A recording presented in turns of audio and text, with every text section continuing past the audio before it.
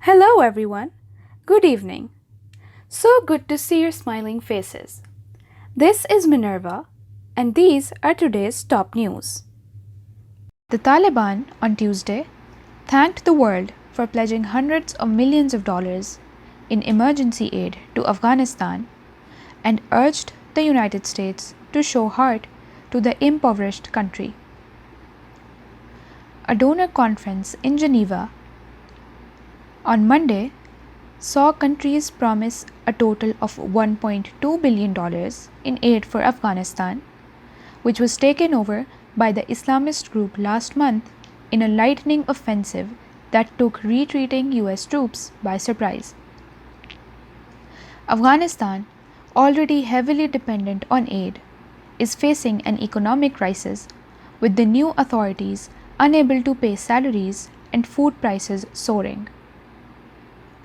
Amir Khan Muttaqi, the regime's acting foreign minister, told a press conference the Taliban would spend donor money wisely and use it to alleviate poverty.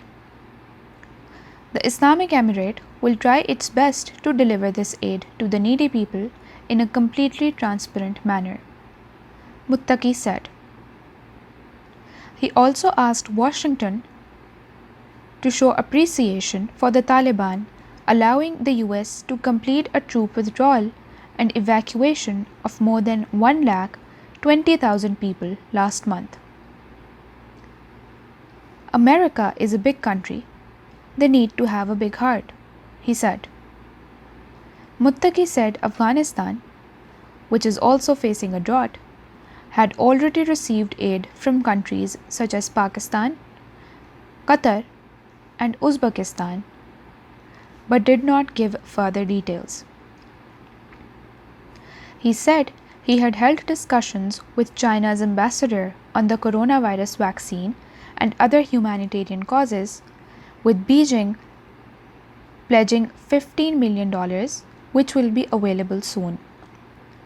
Since the Taliban takeover, the World Bank and International Monetary Fund have halted Afghanistan's access to funding, while the United States has also frozen cash held in its reserve for Kabul. UN Chief Antonio Guterres on Monday said he believed aid could be used as leverage with the group to exact improvements on human rights amid fears of a return to the brutal rule that characterized the first Taliban regime from 1996 to 2001. It is impossible to provide humanitarian assistance inside Afghanistan without engaging with the de facto authorities, the UN Secretary General told ministers attending the Geneva talks. It is very important to engage with the Taliban at the present moment. The Taliban have promised a milder form of rule this time around, but have moved swiftly to crush dissent, including firing in the air to disperse recent protests by women calling for the right to education and work. UN Rights Chief Michelle Bachelet said she was dismayed by the lack of inclusivity of the so-called caretaker cabinet, which includes no women and few non-Pakhtuns.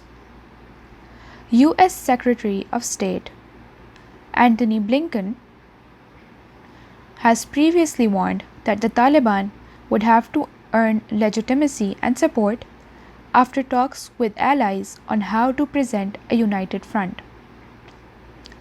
The caretaker cabinet, he said, would be judged by its actions.